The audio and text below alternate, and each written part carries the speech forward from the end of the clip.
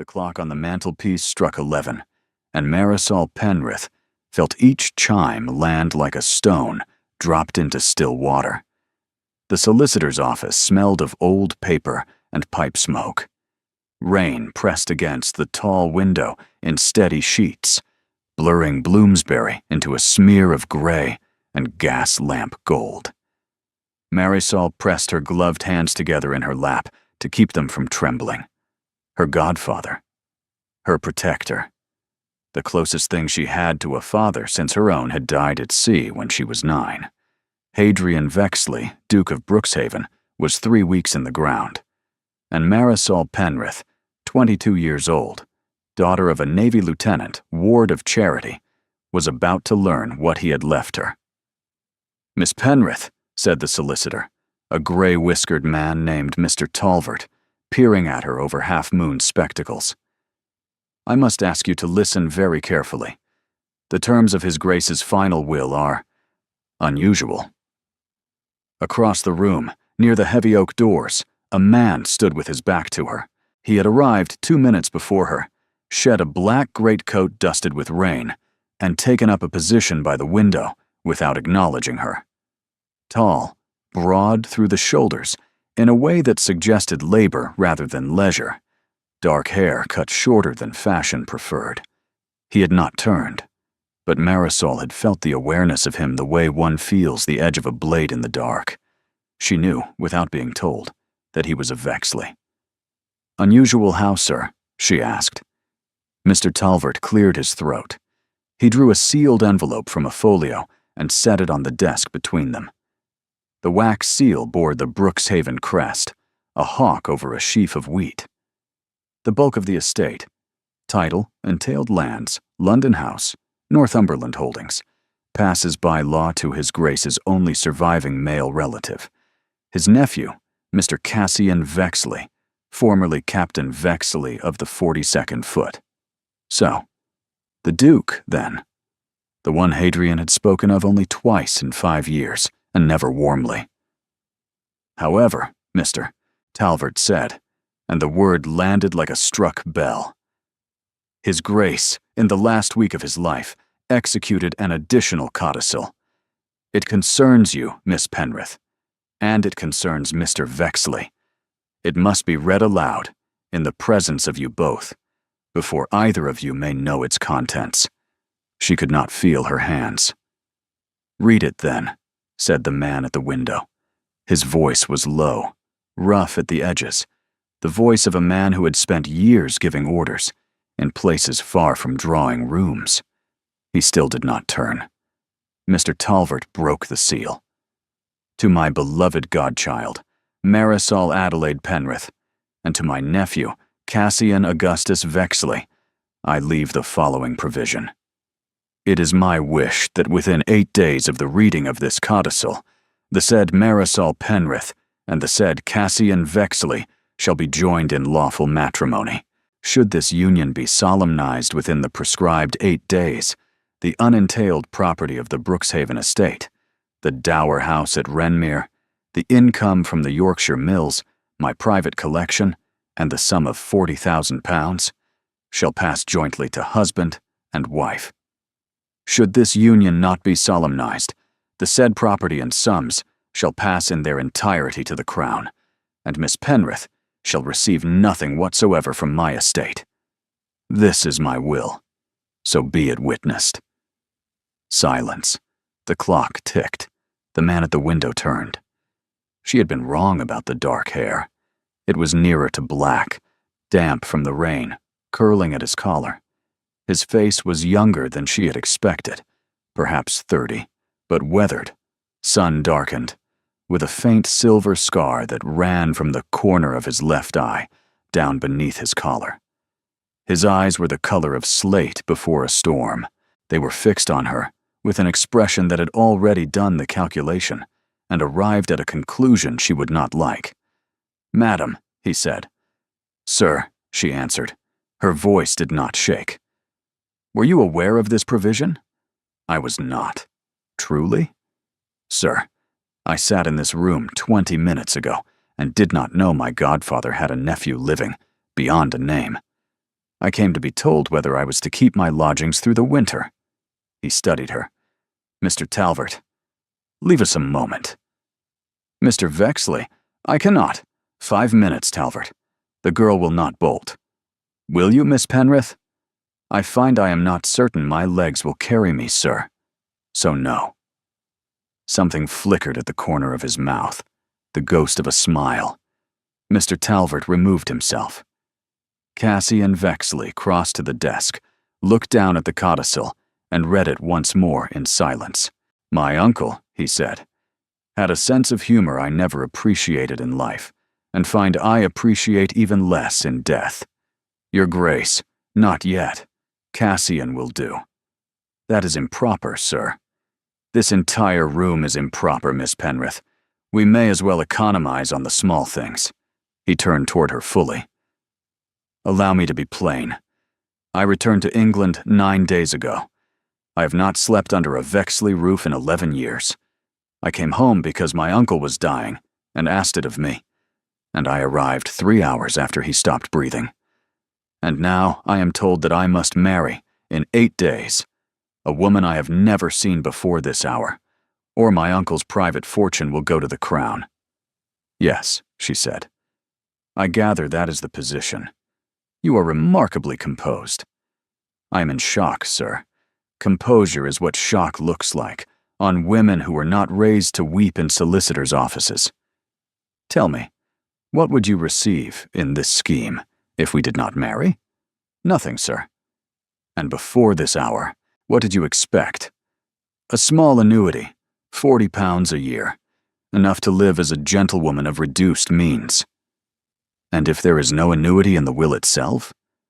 Then I have a trunk of clothes, a locket of my mother's, £14 in the 3%, and no living relation in England, closer than a great-aunt in Penzance, who has never written to me. He was silent. I do not want your fortune, sir. I want my £40 a year. I want my own door to lock at night. I have wanted these things since I was 9 years old. And yet, here we are. Here we are. Cassie and Vexley walked to the window and back. He moved like a man accustomed to small spaces. A ship's deck, a soldier's tent. Miss Penrith, I do not want to marry. I came to England to bury my uncle, settle the estate, and return to a commission I have been promised in Upper Canada. Then refuse the codicil, sir, and let the Crown have the 40,000. It is no concern of mine. Is it not? It is not. I shall manage on £14 and a great-aunt who does not write. I shall manage, sir. He looked at her for a long moment. Mr. Talbot, you may return. The door opened at once. Mr. Vexley, Miss Penrith, I beg you, before any rash. There is to be no rashness, Cassian said. Miss Penrith and I require lodgings and counsel for the next 8 days. She cannot remain alone in lodgings while this matter is unresolved. Half of London will know of this codicil by Tuesday. He turned back to Marisol. Miss Penrith, you will come today to the Brookshaven house in Cavendish Square. My uncle's sister, Lady Iphigenia Vexley, will serve as chaperone. You will be presented as my uncle's goddaughter. During the 8 days, we will determine whether any course exists by which neither of us must surrender what we cannot afford to lose. If no such course exists, we will part, and you will leave the house with my personal pledge of £100 a year for life. You have my word as a soldier. She stared at him. Why would you offer me that? Because my uncle was many things, but he was not cruel, and he did not place your name in this document to ruin you. He meant to protect you. I owe him better than to let you walk out into the rain on £14, because his solution did not suit my plans. That is decent of you, sir. It is the bare minimum a gentleman owes a woman his family has placed in an impossible position. The door opened again without a knock. A woman swept in, tall, dressed in deep mourning silk, perhaps 55, with an iron-gray coil of hair and the kind of face that had once been beautiful and was now formidable. Her eyes, the same slate as Cassian's, took in the room in a single sweeping glance. "So," said Lady Iphigenia vexedly, "it is true. Aunt, I had not expected you." "No, my dear. Mr. Talvert's clerk is a great-nephew of my late housekeeper, and I pay him 5 shillings a quarter to remember it. 8 days, is it?" "8 days, ma'am." "And the sum?" 40,000. The dower house, the mills, the collection. Lady Iphigenia's gaze swung to Marisol. "Stand up, child." Marisol stood. The older woman crossed to her, took her chin between 2 black-gloved fingers, and tilted her face to the gray light. "Penrith. Lieutenant Penrith's girl. The one Hadrian collected from the school in Bath when the Navy Widows Fund failed." "Yes, ma'am." "He spoke of you. He was kind to no one in general. You must have been an exception." She turned to her nephew. "Cassian, get her cloak. The carriage is at the door. She comes with me. Now. Mr. Talvert, I shall expect a copy of the codicil at Cavendish Square by 4 o'clock, and your discretion until the parish bells ring on Judgment Day." "Lady Iphigenia, I assure you, excellent. Cassian, the cloak." He moved.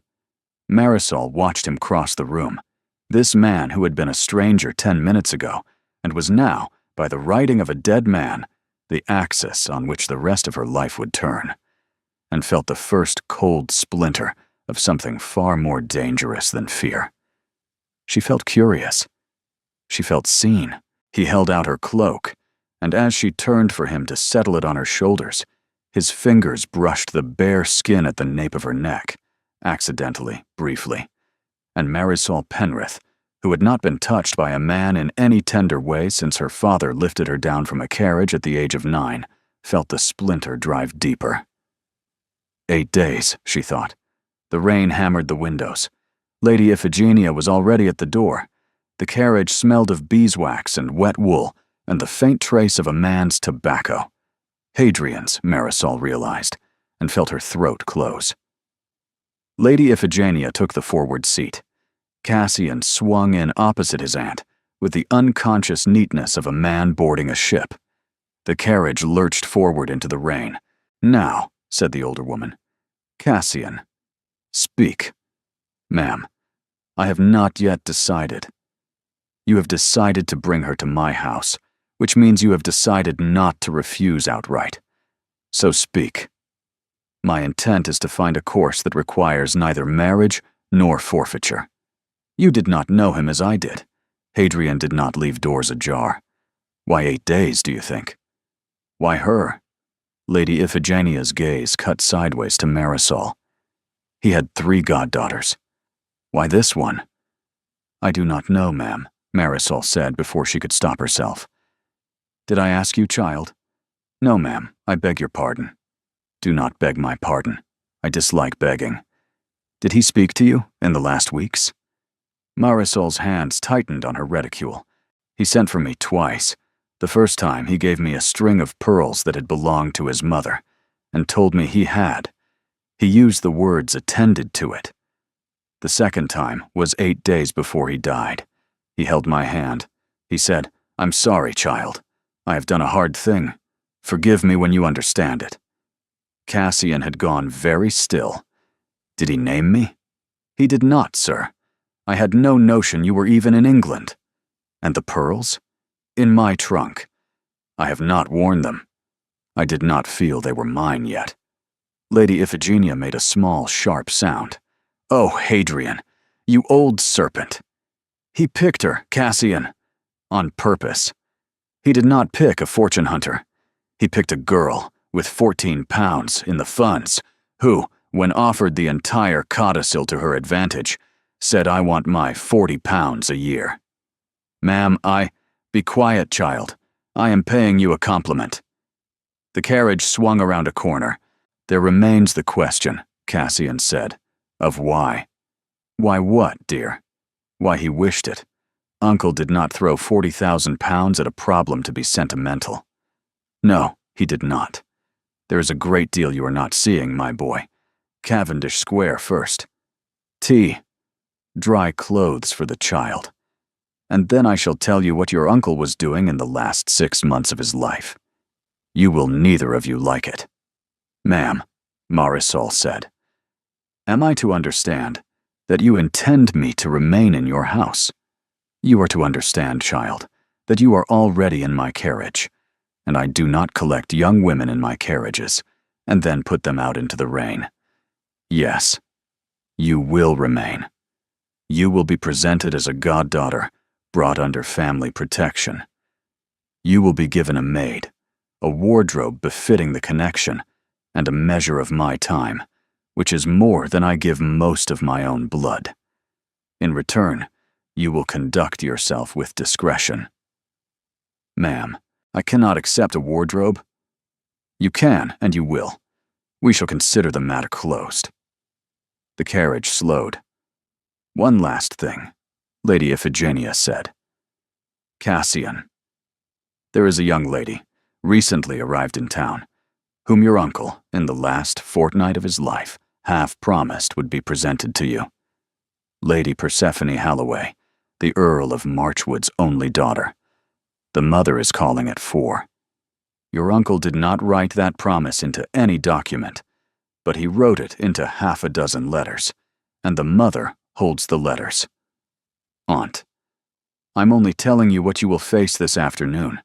Miss Penrith will be upstairs being measured by a modiste. Cassian's eyes flicked to Marisol's face. Very well. The footman opened the carriage door. Lady Iphigenia descended first. Cassian stepped down second and turned, holding up his hand to Marisol. She placed her gloved fingers in his. He did not let go at once when her feet touched the wet flagstones. For half a second longer than necessary, his hand closed around hers. 8 days, Miss Penrith. 8 days, Mr. Vexley. Cassian. That is still improper, sir. Yes. I find I do not care. He released her hand. Inside, in the marble hush of the entrance hall, a side door opened, and a woman in pale blue stepped through, drawing off her gloves. She was perhaps 20, honey-colored hair, a face that had been told it was lovely since the cradle and believed it. Her eyes went first to Cassian, with a sweep of frank assessment, and then, slowly, to Marisol. The assessment changed. Aunt Iphigenia, darling, the young woman said, in a voice like sugared cream. I am dreadfully early. Will you not present me? Lady Iphigenia, halfway up the staircase, turned with an expression of contained rage. Lady Persephone, I had not expected you for another hour. No, said Lady Persephone, smiling with every tooth. I imagine you had not. The drawing room was done in pale green silk, with portraits of dead Vexleys watching from the long wall like a panel of reluctant judges. Lady Persephone Halloway, Lady Iphigenia said, with a courtesy so exact it could have cut glass. May I present Miss Marisol Penrith? Miss Penrith was the late Duke's goddaughter, and is, for the period of mourning, under our protection. Marisol curtsied. Lady Persephone inclined her head perhaps half an inch. Goddaughter, Lady Persephone said, as one might say, cabbage. How very moving. I do not believe His Grace ever mentioned.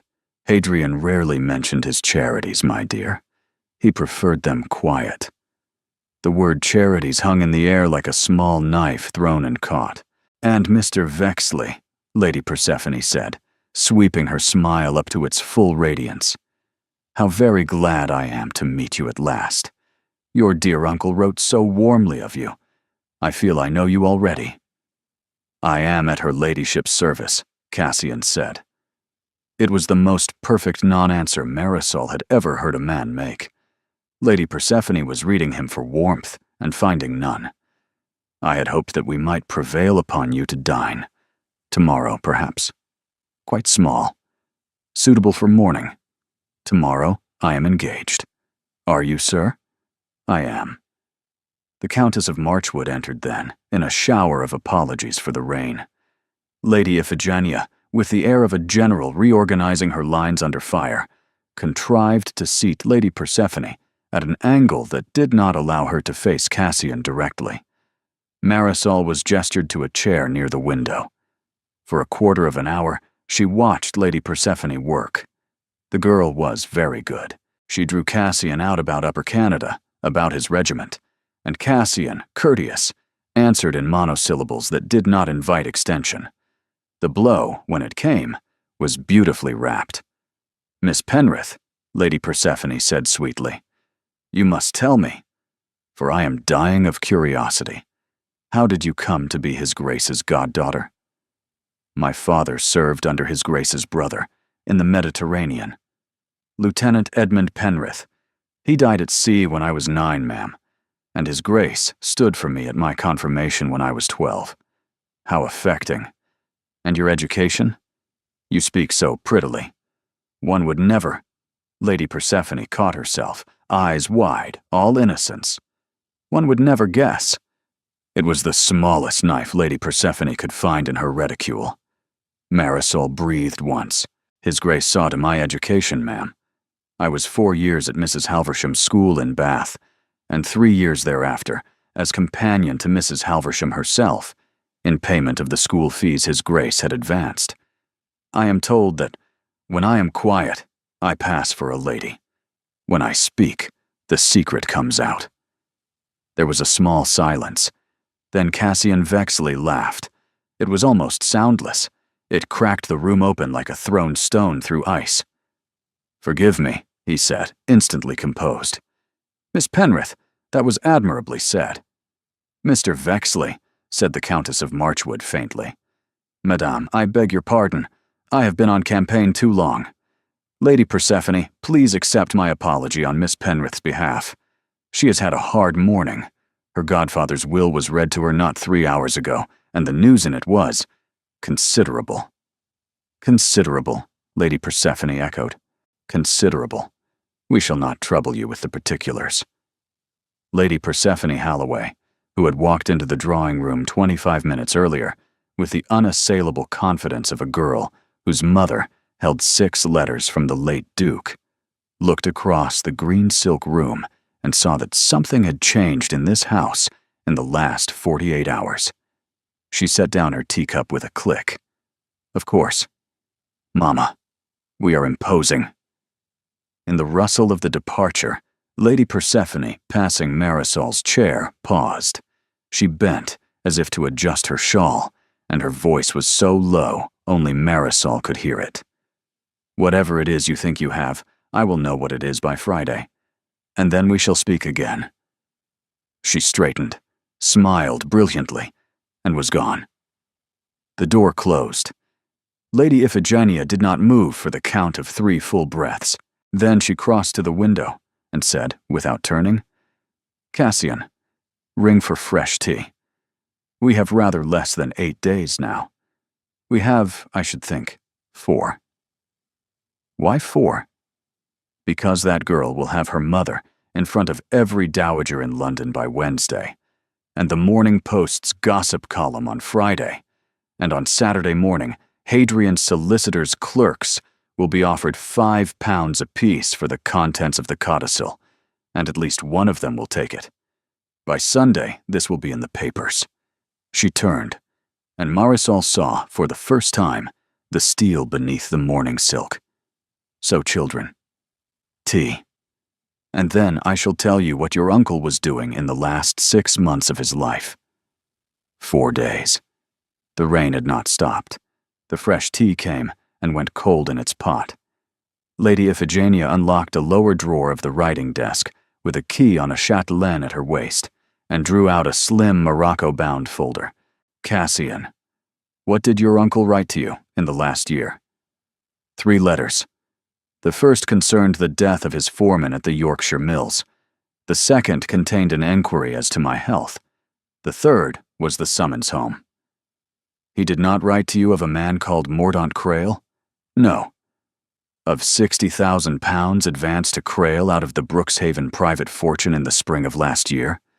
of the disappearance of Crail, the same sum, and a quantity of the late Duke's private correspondence in the last week of October? Cassian had gone very still. Aunt, tell me, plainly, what my uncle did. He was robbed by a man he trusted, of a great deal of money, and of certain letters which, if produced, would do considerable harm to this family. He spent the last 6 months of his life attempting to recover both. He did not succeed.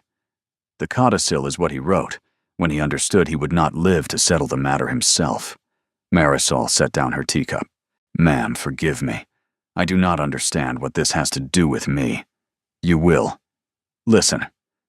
Crail, who served Hadrian as private secretary for 11 years, diverted £60,000 through accounts at 4 banks. By the time my brother's man of business discovered it, Crail had been gone 3 days. Why did he not pursue him publicly? Cassian asked. Because Crail took the letters. What letters? Lady Iphigenia's hands tightened on the folder. Cassian. Your uncle, in 1812, made certain investments of his private fortune in support of a venture that would now be considered very inconvenient indeed for an English duke to have supported. The Crown would consider it inconvenient. The letters Crail took include 3 written in Hadrian's own hand, and 1 written in yours. In mine. Written when you were 20, in support of a position your uncle held. I do not even remember writing such a letter. You will when you read it. I have a copy, in my own hand, made before Crail took the original. Cassian closed his eyes briefly. When he opened them, they had gone the color of slate at sea, and the codicil. Hadrian believed Crail did not take the letters to sell to the Crown. Crail took them to sell to you, to the new Duke of Brookshaven, at a price that would beggar 1/3 of the unentailed estate. So Hadrian set a different trap. He locked £40,000 behind a marriage to a girl with no powerful family, no political connections, and a character he had spent 5 years observing in person. A girl who would have, by virtue of her marriage, a legal interest in the recovery of those letters. He gave you 8 days because he believed Crail would surface within the month. He wanted you not alone when Crail came. He wanted me married to a witness. He wanted you married to an ally, with nothing to gain from your fall. Cassian turned, slowly, and looked at Marisol. She had stopped breathing some moments ago, and only now remembered to begin again. Miss Penrith knew nothing of this. Hadrian was very particular on that point. He told me himself in November. The girl must come to it clean, or she will not come to it at all. Ma'am, Marisol said, I am a Navy lieutenant's daughter. I have no skill in such matters. Child, look at me. Lady Iphigenia's eyes held Marisol's across the carpet, with a steadiness that was almost kindness. Hadrian did not require a politician. He required a person who, when offered a great deal of money in exchange for one small lie, would refuse. He believed you were that person. Are you? Marisol thought of Hadrian's hand on hers at the bedside. Yes, ma'am. Then sit a moment in that knowledge. Cassian had crossed to the window, and Marisol understood that he was a man rearranging his life in his head. It was not the codicil that bound him. It was the letter in his own hand. Aunt, does Lady Persephone know any of this? She does not. The letters were taken 19 weeks ago. If Marchwood had a copy, we would have heard from Marchwood by Christmas. Persephone is hunting you because her mother has 6 fond letters and a daughter on the shelf. Nothing more. Then we have, at present, 2 threats. Crail, who knows everything, and Persephone, who knows nothing and is determined to find out something, and on Sunday, a 3rd. The newspapers. Yes. Cassian turned and looked at Marisol. Miss Penrith, I owe you an apology. I told you my uncle had not put your name in his will to ruin you. I believed it. But I told you also that he meant only to protect you, and that was not the whole truth. He meant to protect you, and he meant to use you. I am not certain I have the right to ask you to consent to having been used. Sir, You cannot apologize for a thing you did not do. I can apologize for a thing my family did. Then I accept the apology, and I would ask, in return, that you stop apologizing and tell me what you intend to do." He looked at her for a long beat. "I intend to find Crail, to recover the letters. I intend, if Crail surfaces during the 8 days, to have you legally and publicly married to me before he does, because the value of the letters falls considerably the moment your name is on the marriage register. I intend, if Crail does not surface, to marry you anyway. I intend to provide you, in the marriage settlements, with a separate establishment, an independent income, and a clause permitting separation by mutual agreement after 2 years. I intend to leave for Upper Canada, as I had originally planned, and to leave you the dower house at Renmere. I intend to be your husband on paper, for as long as you need a husband on paper, and no longer." Marisol heard him out without moving. "Mr. Vexley, I should like to make 3 observations. The first is that you have, in 2 minutes, decided the entire course of my life on my behalf, and you have not once asked me whether I consent to it. The second is that I am not a piece of property to be assigned a separate establishment and a clause. If I marry you, I marry you. I have seen a paper marriage, and I would not give the worst woman of my acquaintance to such an arrangement. The third is that I will help you find this man, Crail. Not because you have asked me, but because Hadrian asked me, in the only way left to him." The room was very quiet. "Miss Penrith, are you proposing to me, madam?" "I am proposing to think about it, sir, with considerably more information than I had an hour ago, and I am proposing that you cease to dispose of my person, as if I were a regiment to be billeted. Are we agreed?" "We are agreed." Lady Iphigenia rose. "Cassian, send Beckett to find Mr. Talvert. Marisol, Mrs. Tyndall is upstairs. You will sleep before dinner. We resume at 8. At the drawing-room door, Marisol paused. Mrs. Tyndall, the housekeeper, was already there. Marisol turned in the doorway and looked back at the dead Duke's portrait, at the opened folder, at Cassian Vexley with his head bowed. He looked up as if he had felt her. For a half-second, across the length of the room, his eyes met hers, and Marisol saw, quite plainly, as one sees the shape of a coastline through a parted fog, that he was afraid.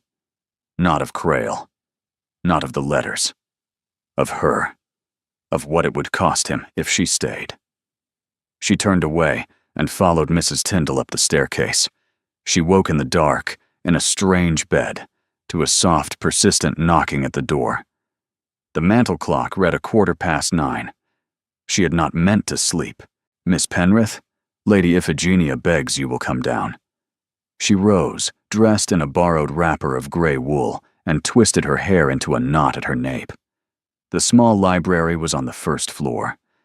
Lady Iphigenia sat in one of 2 leather chairs, in a dressing gown of plum silk. Cassian was nowhere in sight. "Sit, child. My nephew is downstairs going through 3 locked dispatch boxes. I sent for you because I would prefer to have a quarter of an hour with you before he reappears. Will you take a glass of Madeira?" "Thank you, ma'am," Lady Iphigenia poured. "You said this afternoon you would not enter a paper marriage. Did you mean it?" "Yes, ma'am." "Why?" "Because if I marry your nephew, I shall be his wife. Not on a paper, but in a church, before a clergyman, and before God. The form of words does not change because we have made an arrangement to mean it less. And, even if I were to consent in principle, I should be in the position of the woman in the household where I served. Mrs. Halversham, her husband had married her for her dowry, and they had agreed they would live as cousins. She was 60 when I lived with her. She had been emptied out by being civil to a man for 38 years. I should rather have my £100 a year and be alone than be Mrs. Halversham. And if my nephew were to offer you something other than that, ma'am, your nephew has known me for 10 hours. As have I, child, and I am asking you the question." Marisol set the glass down. I do not know him. I do not know whether I could love him. I know he is a man who returned home for a dying uncle and arrived 3 hours late and grieves it. I know he has chosen, between this hour and 4 o'clock this afternoon, to give up the rest of his life, rather than let his uncle's family be broken by a scoundrel. I know he laughed once today at something I said, and the laugh was real. These are not nothing. These are not enough. They are not nothing. They are not enough. And yet there is the codicil, there is Crail, there is Persephone. What I am asking you, child, is this.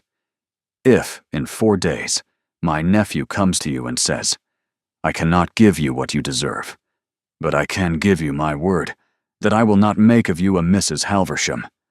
I can give you my company at table, my conversation in the evenings, my hand to walk into rooms on, and an honest attempt at a marriage that is more than a paper. What will you say? Marisol thought of the slate eyes meeting hers across the drawing room. She thought of the half-second he had held her hand at the carriage door. She thought of his low, rough Cassian will-do, and I find I do not care. I will say yes, ma'am, if he means it. Good. And may I ask why you want him to mean it? Lady Iphigenia looked into the fire. When she spoke, her voice had altered. My elder sister married a man she did not love at 19, because the family required the alliance. She was civil to him for 41 years. She died in 1818, and on the day she died, she said to me, Iffy, I have not had a single hour of joy in this house since I came into it. Do not let any other girl do it. My nephew is a man who, if permitted, will make of his marriage an exact copy of his uncle's and his father's and my sister's. Civil, distant, honorable, empty. He will do it not from cruelty, but from terror, because he has been afraid of his own heart since he was 16, and he believes that if he loves a thing, he will lose it. The list is not short. His mother, his father, a brother lost at sea. My brother Hadrian. I should very much like, before I die, to see him make a marriage that is not the next entry on that list. You are not obliged to save my nephew. I will not think less of you if, in 4 days, you take your £100 and walk out. But if you stand up in that church and mean it, I want you to know what you are walking into. He's not an easy man. He will not be an easy husband. He will be worth it if you are willing to be patient enough that he does not flinch at being loved. Yes, ma'am. Drink your wine. To bed.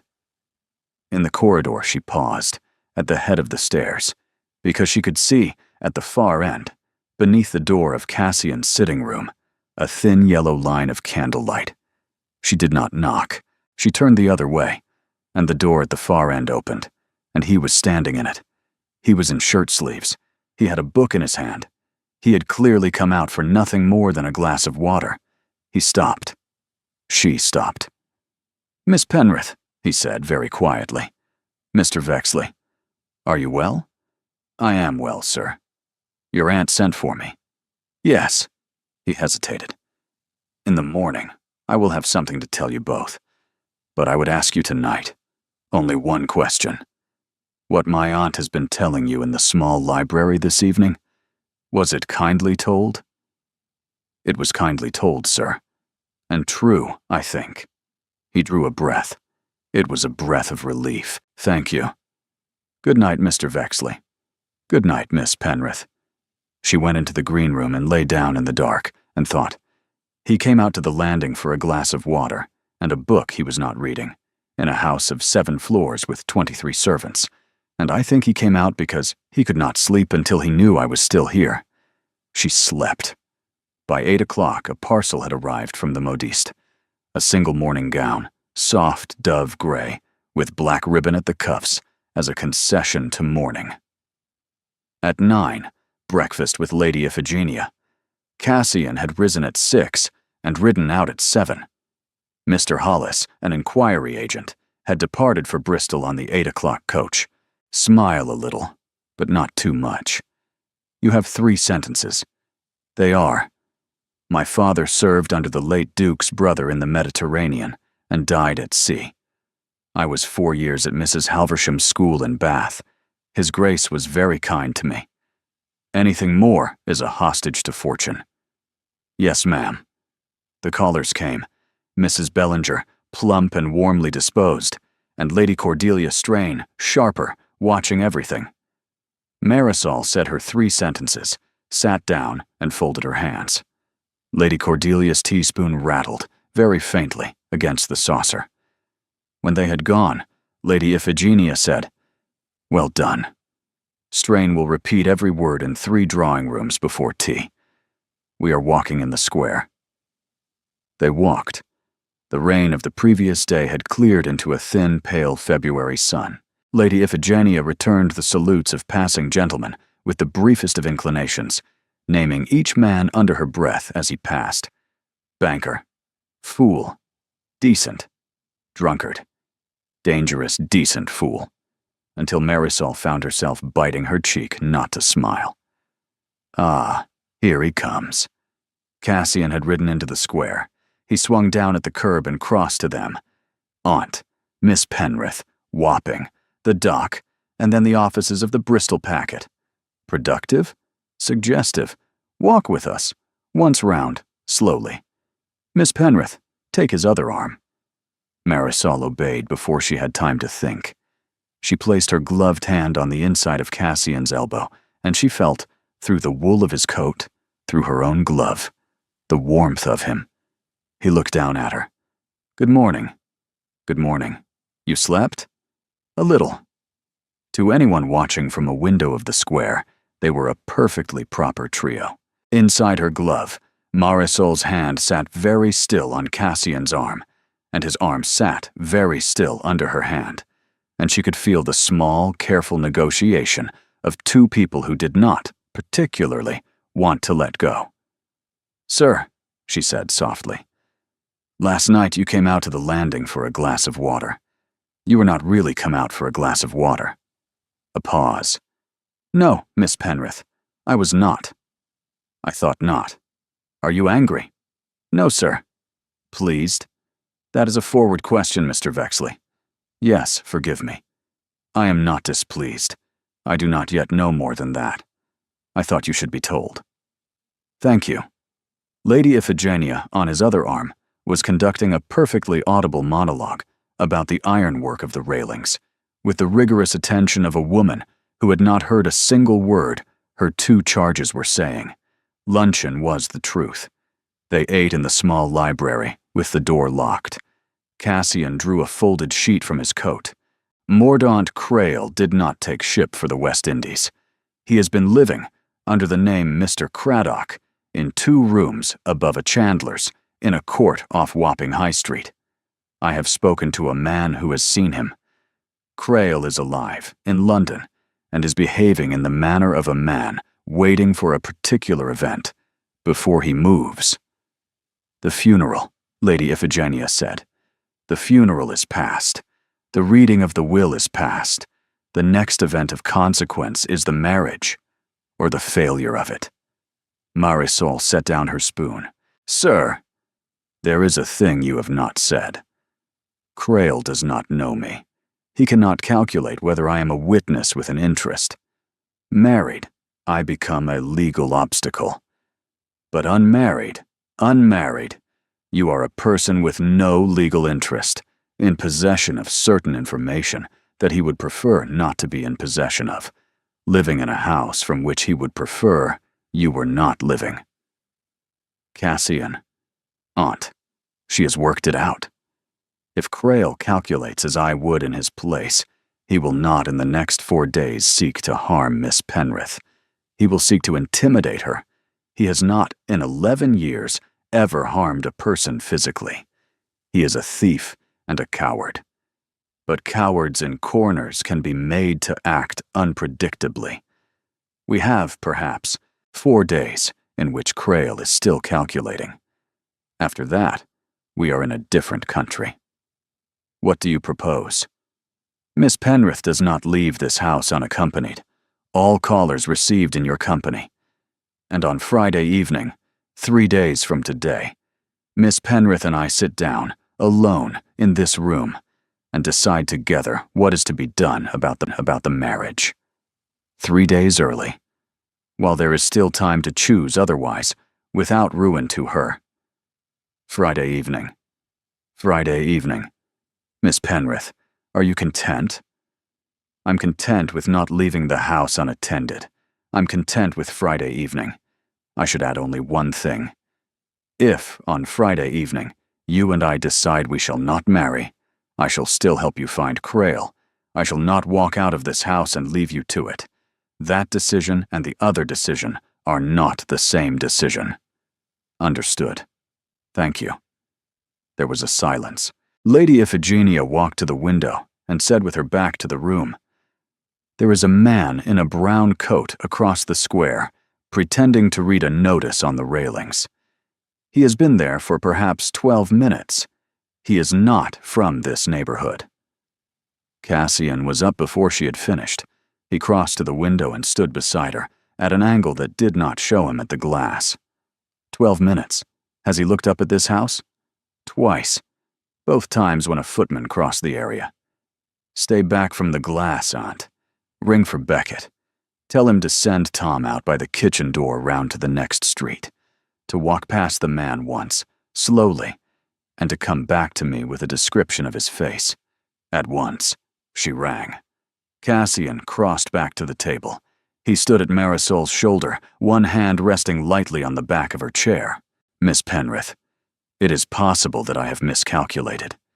It is possible the 4 days are already 3. Will you forgive me? For what, sir? For the fact that you have been in this house 28 hours, and it is already not safe.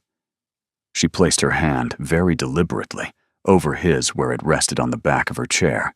She felt his fingers turn beneath hers and close around her own.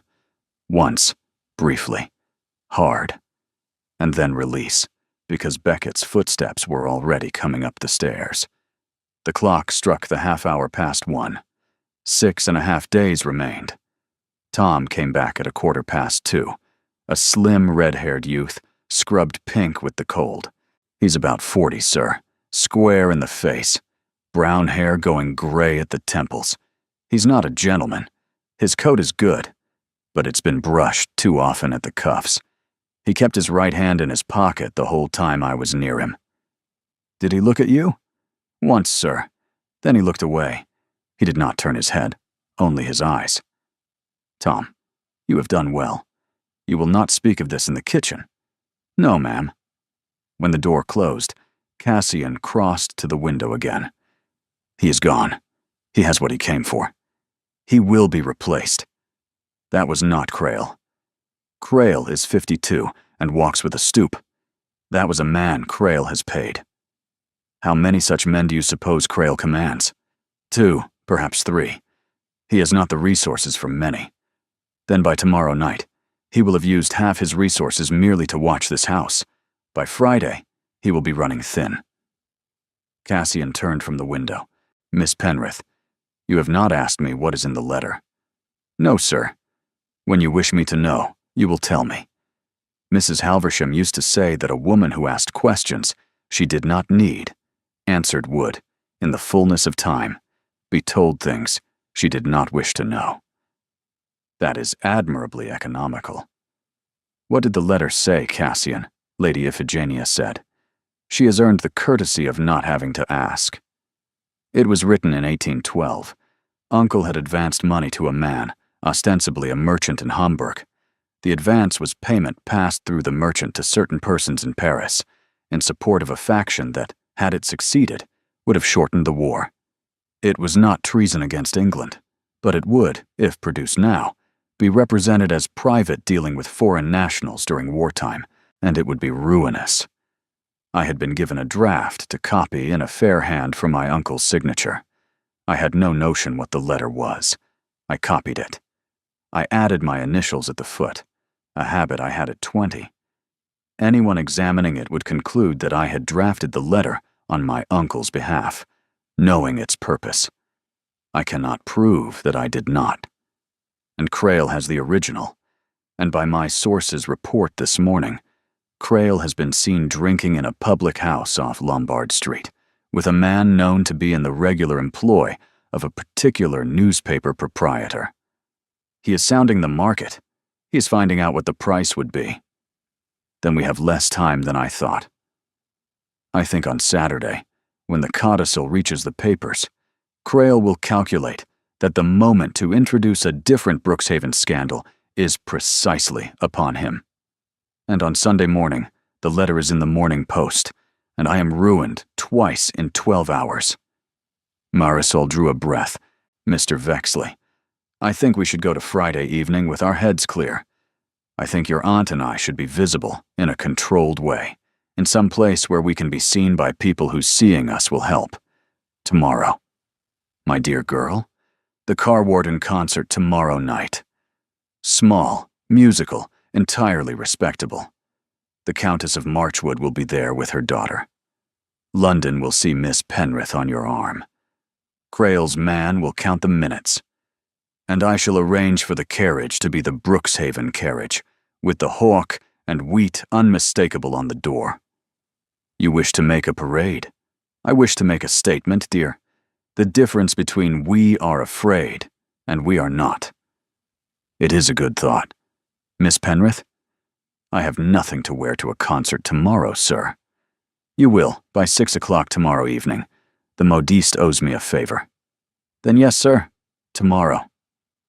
The afternoon passed.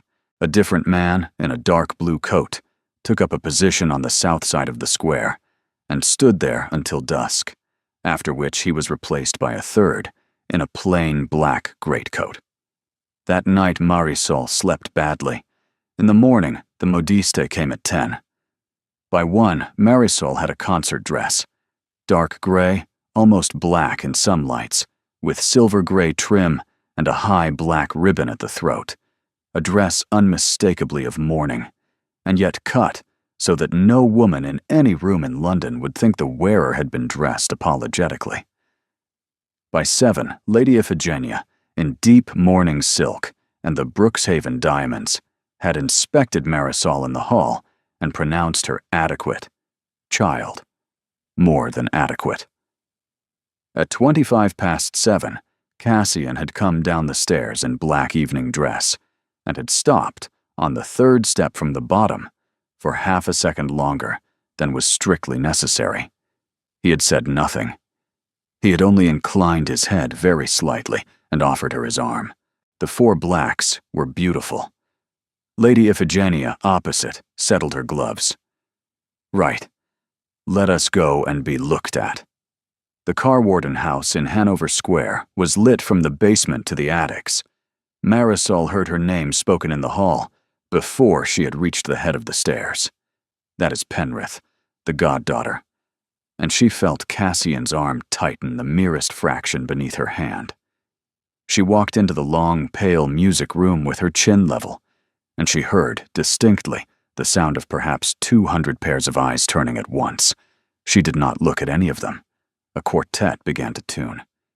Half a minute later, Lady Persephone Holloway slid into the seat directly behind Marisol, leaned forward over Marisol's right shoulder, and said into her ear, "My dear Miss Penrith, what an extraordinary dress. One would almost think you had been measured for it, before His Grace was even cold." The quartet drew their bows. The music began. Marisol turned her head perhaps 2 inches. "His Grace was very kind to me, Lady Persephone. He's being kind to me still." She turned forward again. Beside her, Cassian had not moved, but his hand, at the very edge of her sleeve, opened slightly, and 3 fingers came to rest, for the duration of perhaps 8 bars of music, on the bare skin of her wrist above the line of her glove. It said, "I heard. I am here. Hold your line." She held her line. The first piece ended. In the small interval, a stout man in a green coat detached himself from a knot of company by the door and bent over Lady Iphigenia's hand. "My dear lady, A word, perhaps, in the next interval. No, no, the music is about to begin again. I shall return.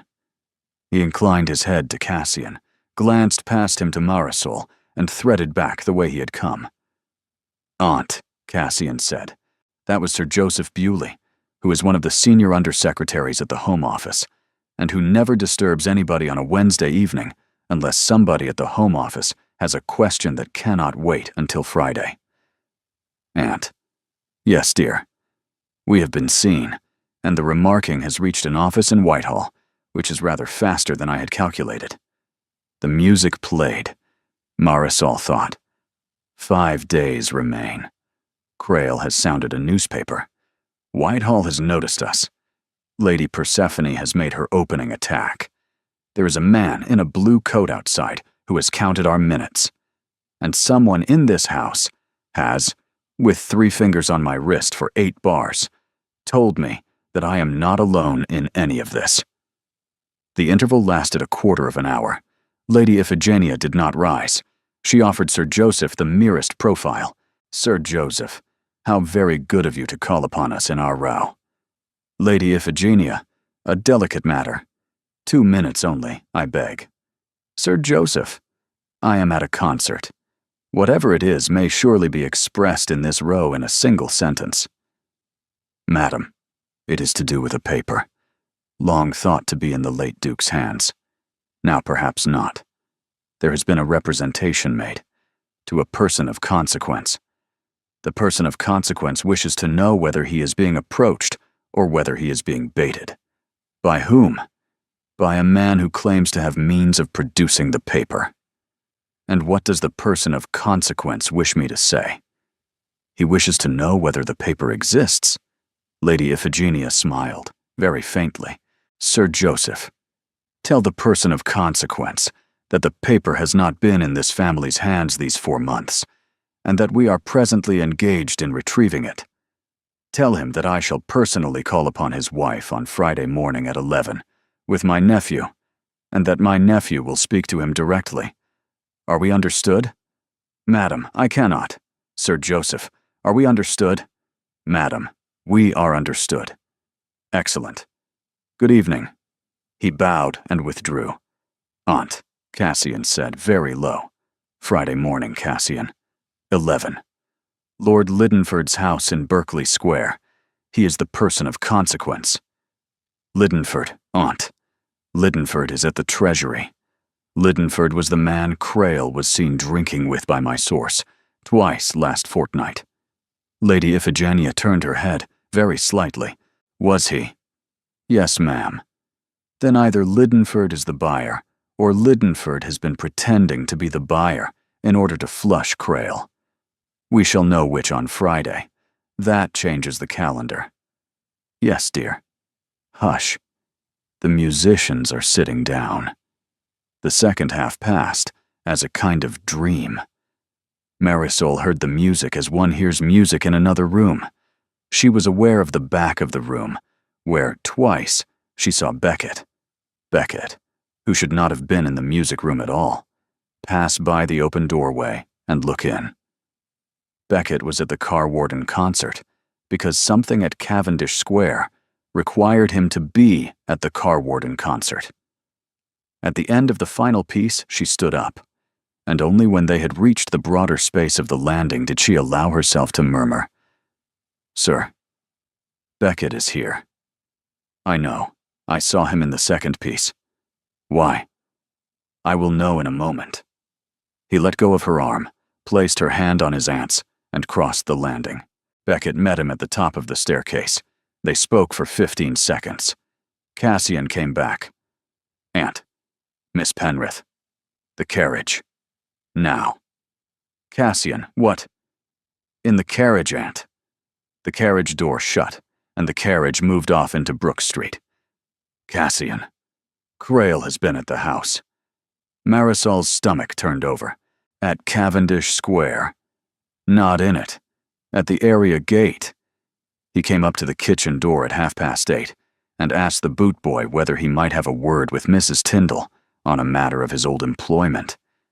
The boot boy refused to call her without first finding Beckett. Beckett came up. Crail had gone.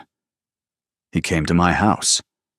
He came to your kitchen, Aunt, when he knew the family were out. He wanted Mrs. Tyndall. He has shifted his ground. He's testing. Mrs. Tyndall would never. Of course she would never. He is testing whether Mrs. Tyndall can be made to flinch, whether she can be frightened into letting fall some piece of the household's affairs that he can use elsewhere. He is reduced. He is short of resources. Marisol said, "Sir, what does Crail gain by frightening Mrs. Tyndall, given that by Saturday, the entire codicil will be public knowledge anyway?" A silence. It was the first time he had called her by her Christian name in the carriage. He did not appear to have noticed. He gains nothing by Saturday. He gains something only if he has decided to act before Saturday. He has decided, Lady Iphigenia said, that he cannot wait for Sunday. He is going to bring his letter forward. To whom? To Liddenford. Tomorrow, perhaps. Friday morning at the latest. Then we go to Liddenford tomorrow morning, not Friday. At what hour can I call on him? 9. 9 then. The carriage clattered into Cavendish Square. Beckett was already on the step. In the bright candle-lit hall, Lady Iphigenia stopped in the center of the marble floor and said in a voice that carried up the well of the staircase, "Mrs. Tyndall, the morning room in 5 minutes. Cassian, the study. Marisol, with me." In the small library, Lady Iphigenia said, "Marisol, tomorrow morning Cassian will go to Lord Liddenford. We shall be away from 9:15 until perhaps 11. You will be in this room with the door locked. Are we clear?" "Yes, ma'am." "There is one more thing. He called you by your Christian name in the carriage this evening, without realizing he had done it. You permitted it." "Yes, ma'am." "Marisol, Friday evening is 2 days from now. I want you to understand, before you sit down with him on Friday evening, that whatever you decide, the man with whom you will be sitting down has already decided what he wishes. He decided it tonight, in the second piece, when he laid 3 fingers on your wrist for 8 bars. He may not yet know that he has decided. So when you sit down with him on Friday evening, you will not be persuading him of anything. You will only be telling him whether you also have decided." Ma'am, that is all I have to say, child. Go to bed." In the green room, Annis was waiting with warm milk. Annis sat in the chair by the door with mending and a candle. "Annis, where is Mr. Vexley?" "In the study, miss. He told Beckett he would not be to bed before 2. Beckett said to tell you, if you asked, that there is a man at the door of the study from now until morning. Footman. Big man. Tom's older brother. He is sitting in a chair on the landing in the dark with a poker." "Yes. Thank you, Annis. I did want to know." She lay down.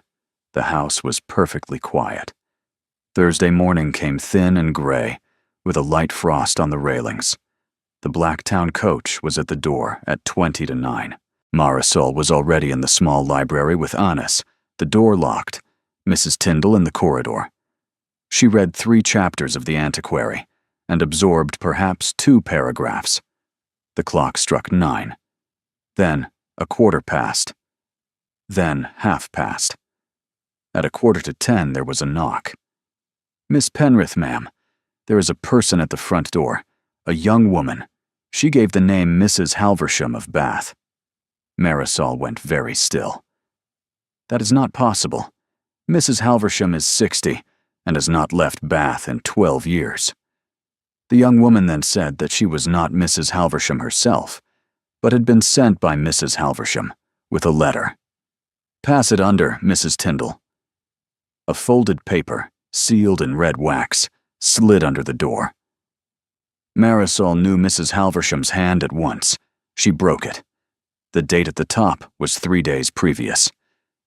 "My very dear Marisol, a man called at the school on Saturday claiming acquaintance with you. He gave the name Mr. Craddock. He was perhaps 50. square in the face, very civil in manner, asking after your direction in London. I told him I had no information beyond the address you gave me. He was not satisfied. I sent him away. If this man approaches you, do not receive him. He is too charming by half, and his eyes, when he is not smiling, do not match the smile. Mr. Cardew will deliver this himself. Your affectionate friend, Mr. Halversham. Marisol's hands had begun to shake. She rose, crossed to the door, and unlocked it. Mrs. Tyndall, bring her up to the morning room. If she should at any moment attempt to step aside or look into any room, you will instantly send her back to the hall. Where is the man with the poker? In the kitchen passage, ma'am. He will be on the back stairs in 3 seconds if I ring the bell pull twice. She received Catherine Cardew at 5 minutes past 10. The young woman was perhaps 24, plainly dressed in a dark blue traveling pelisse, with red eyes from sleeplessness. Miss Penrith. Miss Cardew, sit down. I have read your aunt's letter. Thank you, ma'am. No. My aunt has not, in fact. The young woman hesitated. Her hands were tightly clasped. I am not Mr. Cardew's sister. I am his wife. I beg your pardon for the small deception. I see. My husband was taken ill at Reading. I had nowhere else to go. I had only the address. Mrs. Cardew, you said you had only the address, by which you mean this address, ma'am, Cavendish Square. My aunt sent it in a separate letter. Mrs. Halversham in Bath did not 3 days ago know I was at Cavendish Square. I had not written to her. I have been in this house 36 hours. The young woman's hands tightened. My aunt must have heard, ma'am, by some other. How? How did Mrs. Halversham know on Sunday that I was at Cavendish Square, when on Sunday I myself did not know I would be at Cavendish Square, because the will was not read until Tuesday morning? The young woman went white. She stood up. Sit down, Mrs. Cardew. Ma'am. Sit down. She sat. Annis pulled the bell pull twice.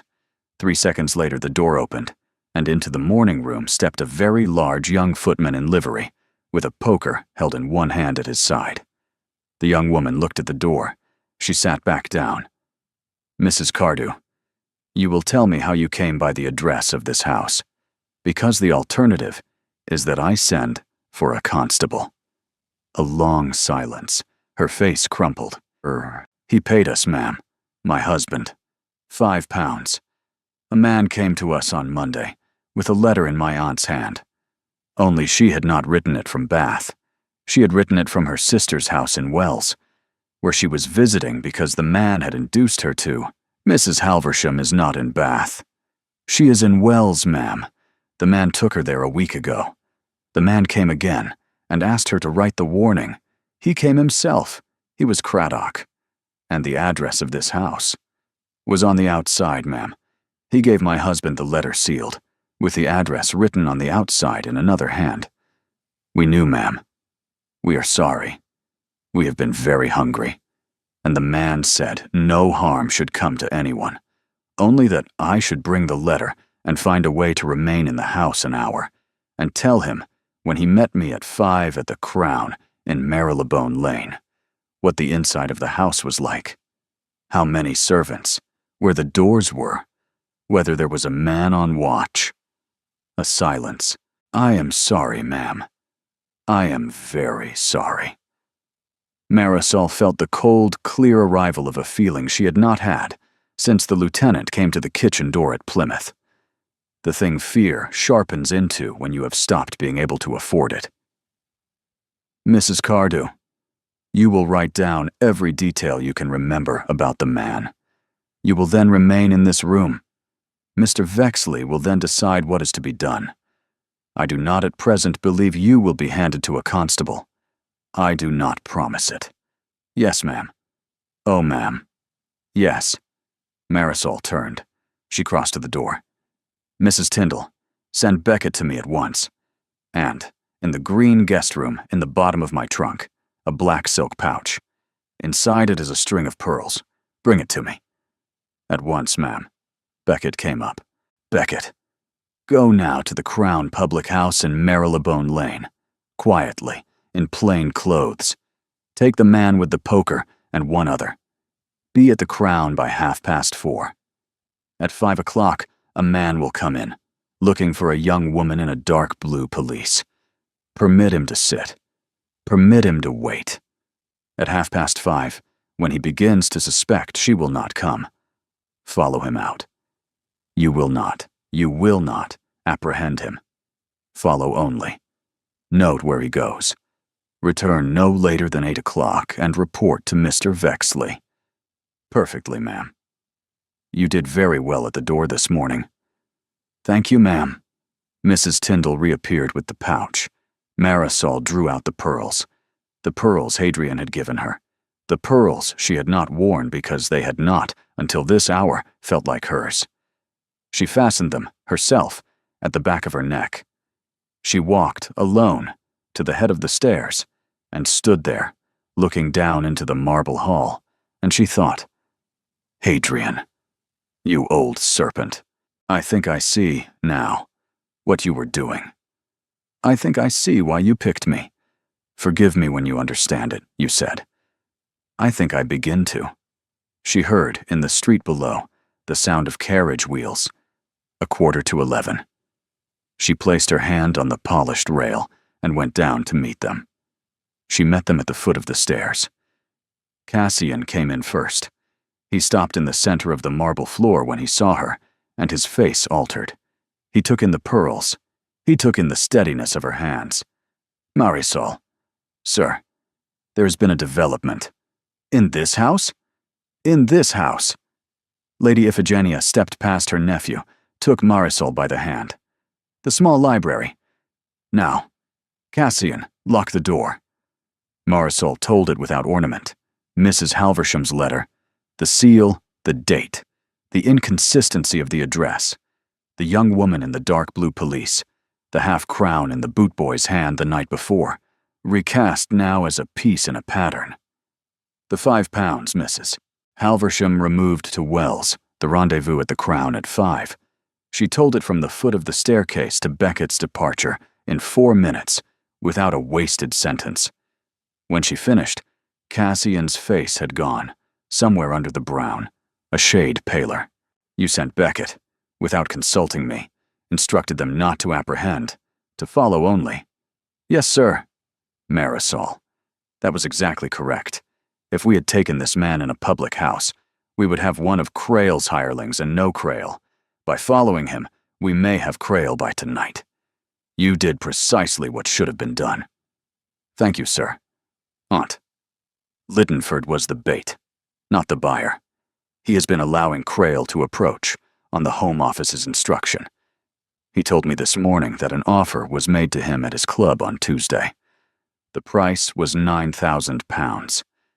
Saturday morning, 10 o'clock, at a coffee house in the Strand. Liddenford to bring the money. Crail to bring the letters. Crail stipulated that the letters be examined on the spot, and that, upon authentication, the exchange be made instantly, and that Crail then walk out. Liddenford has agreed to all of it in writing. Cassian. Crail has Liddenford by the throat, in writing, until 10 o'clock Saturday morning. Liddenford has been working for the Home Office on this for 10 weeks, has known of the existence of the letters since November, and has been keeping me unwarned because he did not know whether I would take fright and bolt for Canada. Hadrian knew then. Hadrian and Liddenford have been corresponding privately since November. Marisol said, Sir, what does it alter? He looked at her. You have been proceeding on the calculation that, on Saturday morning, Crail would offer the letter to a newspaper. We now know that on Saturday morning, Crail is to deliver it to Lord Liddenford, whom he believes to be a private buyer. The letter, the moment it is in his hands, is recovered, and Crail is taken. Then the danger is not on Saturday morning. It was before Saturday morning. And now there is a further danger, that Crail, learning that this house has caught his messenger, will alter the time or the place, or take fright, or sell elsewhere on Friday. Yes. Then the danger, sir, is in the next 24 hours. The moment Beckett follows Crail's man home tonight, we shall know where Crail is. Then we have a choice. We can take Crail tonight, with Lidenford's authority, as soon as Beckett returns. They will take Crail and the letter, and the matter is ended before midnight. And on Saturday morning, Crail does not appear at the coffee house. The Home Office is satisfied. The letters are recovered. My uncle's name is not exposed. Mine is not exposed. Yours is not exposed. And if we wait, the matter is more public. The arrest is in a newspaper by Sunday, and Crail is far more likely to bolt before Saturday. Then we take him tonight. Yes, Marisol, tonight. Lady Iphigenia said, Cassian, there is one more thing. If we take him tonight, the codicil is no longer the urgent matter. The threat to your name is removed. The marriage is no longer required by Saturday. It is no longer required at all. A silence. Yes, Aunt. It might be considered, Cassian, a kindness to Marisol, given what you have asked her to endure, to release her now, with the marriage settlement we discussed, the £100 a year, the references. To release her so that her decision, if it is made without any pressure of money or scandal, whatever. Aunt, are you instructing me to release her? I am pointing out that the situation has materially altered, and that a man of honor would wish the woman to whom he had become attached to know, before the conversation that you have planned for Friday takes place, so that it takes place between two people who are entirely free. Cassian was silent for a long moment. Marisol, my aunt is, as is generally her habit, entirely correct. If we take Crail tonight, by tomorrow morning, the codicil is no longer a noose. You may, by tomorrow afternoon, be in a hackney coach to anywhere in England you wish to be. I will pay for the coach. I will provide the references. I will sign the deed of annuity within the hour. I have already had it drawn up. It is in my pocket. He drew a folded paper from his coat. He held it out. She did not take it. Sir, you are giving it to me now, because if I am to make the decision we were to make on Friday evening, you wish me to make it without the deed being held over me. Yes. And so you have given me the deed before the decision, so that the decision, when it is made, is, your aunt's word, entirely free. Yes. Sir, look at me, please. He had been holding the paper out. He lowered it. He looked at her. Sir, I have observed in 3 days that when you are about to do something that costs you, you go very still in the shoulders. You are very still in the shoulders now. Sir, I do not require this paper to make the decision we were to make on Friday evening. I do not require it, because the decision was already made. By me, 2 evenings ago, in the carriage from Bloomsbury, when you held my hand at the carriage door for half a second longer than was necessary, and said 8 days, Miss Penrith. I know it now, watching you give me a piece of paper that, if I take it, releases you from me, and you from me, and I see your hand is shaking, and I know that you also have made the decision, and that you are giving me this paper because you are afraid that I will not have made it too, and that I will use the paper, and that you cannot bear to ask me whether I have, in case I have not. Are you not, sir? He did not speak. Yes, he said after a moment, very quiet. I am. Then put the paper down, Cassian, on the table, where I can take it later if I need it, and where neither of us can pretend, in this hour, that it is not in the room. He put it down. And now, Cassian, look at me, and tell me the thing you were going to tell me on Friday evening. A long pause. Marisol, I had been a soldier 11 years before I came home. I had thought I had seen the limit of what I could be required to be afraid of. I was wrong. I have been afraid in this house 3 days now. Of you. Not of what you might do. Of what I might do. I am afraid of loving things. I have a list, Marisol. The list is long. I do not wish to put your name on it. I have not, in any of these 3 days, known how to tell you that I no longer have a choice about the placing of your name on it, because the placing has already happened, against my better judgment. I am Thorn. Marisol, in love with you. I have been in love with you since the moment in Talvert's office, when you said you were not certain your legs would carry you, and I saw that they were, in fact, carrying you. So, there it is. She was crying. Cassian, I should very much like, if you have no objection, to be married to you on Saturday. By special license, in your aunt's presence, in the morning, after Crail is taken, in the chapel of this house. I do not require flowers. I do not require a breakfast. I require only you, in a coat, at the front of a small room, and your aunt to witness, and the parish register signed. And afterwards, Cassian, I require to be taken, not to Renmere, not yet this house, to whatever rooms have been prepared for us, and not to be left in any separate establishment whatsoever. Do you hear me? Course. I am not Mrs. Halversham. I will not consent to be Mrs. Halversham. If you are going to marry me, Cassian Vexley, you are going to marry me. And after that, you are not going to Upper Canada, or you are taking me with you. Are we agreed? Yes. Then come here, please. He came, in the small library, with the deed of annuity still on the table. Cassian Vexley took Marisol Penrith into his arms for the first time, and held her, and put his face down into her hair, where the pearls lay against her neck, while she stood with her hands flat against the breast of his coat, and felt the steadying of his heart. Well, said Lady Iphigenia, without turning, I am extremely glad we have settled that. Cassian, kiss her once, properly, and then come and write to Liddenford. Marisol, ring for fresh tea. We are going to have a wedding in this house, and I should like, if possible, not to disgrace the family in the matter of the cake. He kissed her once. Properly. It did not need to be long. Saturday morning, Marisol Penrith. The clock struck 12. It was done in 48 hours. Beckett came in at 8:20 on Thursday night, with an address in a court off Wapping High Street.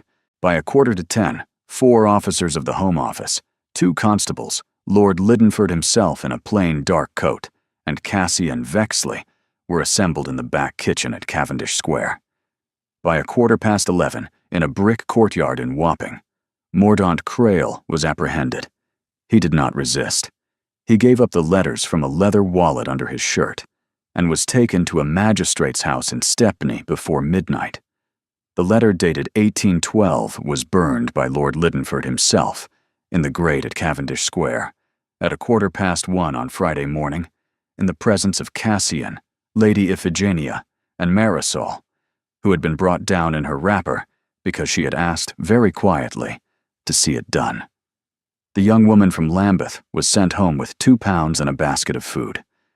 Mrs. Halversham was retrieved from Wells the same Friday afternoon and was returned to Bath unharmed and mortified. Lady Persephone Halloway, on Friday evening, received a private call from Lady Iphigenia, in which the older woman explained, over a single cup of tea, that there was to be a small private wedding at Cavendish Square on Saturday morning, that it would be announced in the Times on Monday, and that any version of events not consistent with the announcement would be considered an unkindness Lady Iphigenia would remember. Lady Persephone said, "I see, Aunt Iphigenia." She was, the following winter, married to a perfectly satisfactory viscount with an estate in Hampshire. The wedding took place at 10:30 on Saturday morning in the chapel of the Cavendish Square house, a small paneled room that had been swept, dusted, and filled with cut white roses by Mrs. Tyndall's staff in the space of one Friday afternoon. The clergyman was a cousin of Lady Iphigenia's, hastily summoned from Hampstead. The bride wore the dove-gray gown, not the concert dress.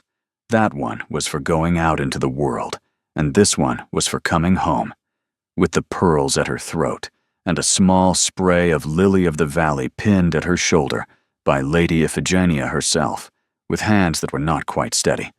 My dear, I told you he had decided. I tell you now that you have decided very well. Thank you, Aunt. Aunt. Yes, Aunt. The witnesses were Lady Iphigenia, Mr. Talbot, Mrs. Tyndall, and Beckett. Marisol stood beside Cassian Vexley and put her hand into his, and made the responses in a voice that was, to her own surprise, perfectly steady. He said, "I will." She said, "I will." He put a ring on her finger, a plain gold band, his mother's, and the clergyman pronounced them man and wife, and Cassian Vexley turned and lifted her chin with one finger, and kissed her once, very lightly, and then again, very slightly less properly, in the presence of his aunt, who pretended not to notice. The register was signed. By 11, they were eating cake, and by 3, Lady Iphigenia had announced that she was going to her own rooms to lie down, and that her nephew and his wife might do whatever they pleased in the intervening hours, within the bounds of decency. Cassian, my dears, I am not, in fact, dead. They went upstairs. They went to the rooms that had been the green guest suite, and which had been transferred into the Duke's and Duchess's apartments. The fire had been built up. The curtains had been drawn. A small table held a decanter of Madeira, 2 glasses, and a single cut white rose. Marisol stood in the center of the room and looked around it as if she had never seen it before. Cassian, 3 days ago I came into this room with £14 in the funds, and a great-aunt in Penzance who does not write. Yes. And now, he said. He had locked the door. He came across the carpet to her, and stopped at her shoulder, and looked at her in the cheval glass. Now you are the Duchess of Brookshaven. You are the wife of a man who loves you so badly, his hands have not stopped shaking since Thursday morning. And we are going to spend the rest of the afternoon with the door locked while my aunt naps. We are going to, for the first time since Tuesday morning, simply be in a room together, with no person in it requiring anything of either of us. That sounds like the loveliest thing I have ever heard described. She turned in his arms and put her hands lightly on the front of his coat. There is one thing. I had, these 3 days, I had in my mind, very strongly, the picture of Mrs. Halversham at 60 in the parlor with her embroidery. I would like, Cassian, very much, never to feel that I am her in the parlor. I would like, when we are 70, to be a person who, when you walk into a room, looks up. I would like to be a person whom, when I walk into a room, you look up. I would like us to begin, today, the small habit of looking up. Will you? Yes, Marisol, I will. Good. She rose on her toes. She kissed him once, very softly, on the corner of the mouth. Then, Mr. Vexley. Yes, Mrs. Vexley. Pour the Madeira, please. He poured the Madeira. The first piece of news of consequence in the spring was that Mordaunt Crail had been transported for 14 years to Van Diemen's Land. The second was that the codicil's 8 days had been deemed, by the Court of Chancery, to have been satisfied in the meaning of the late Duke's intent. The third was that the Duke of Brookshaven had declined the commission in Upper Canada. In May, the Duke and Duchess of Brookshaven traveled together to Renmere. Lady Iphigenia came up for the summer. Mrs. Halversham, on receipt of a very long letter from her former pupil, came up in July and stayed 3 weeks, and went back to Bath in possession of a small annuity. The great-aunt in Penzance, on receipt of the announcement in the Times, finally wrote. Marisol answered the letter. She did not pursue the correspondence. There were limits, even now, to her capacity for charity in the matter of relations, who had not written for 13 years. In September, in the small library at Cavendish Square, Cassian Vexley laid a folded piece of paper on the table beside the decanter of Madeira. "What is this?" she said. "It is the deed of annuity. I have had it from Mr. Talvert's office. I am giving it to you again. Tear it up. Keep it. Burn it. It is no longer needed." She picked it up. She walked to the writing desk, opened the bottom drawer, and placed the deed inside. She closed the drawer. She locked it. She put the key on the chatelaine at her own waist. "There. I shall keep it, Cassian, in the drawer, for the rest of our lives. And every time I open the drawer, I shall see it. And I shall remember that on the morning we agreed to be married, you put it on a table in this room, before me, of your own free will, when you did not need to, because you were determined that I should be free to refuse you. And I shall remember that I did not refuse you. You did not. The most romantic thing that has ever been done to me in my life was that a man who loved me put on a table the means of my walking out, before he asked me whether I would walk in." Cassian. "Yes, you are very strange, Duke.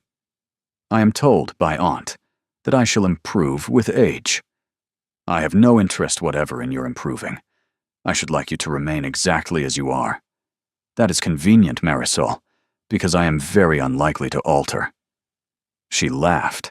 It was the first time she had heard herself laugh in this house. Not smile, not be amused. Laugh freely.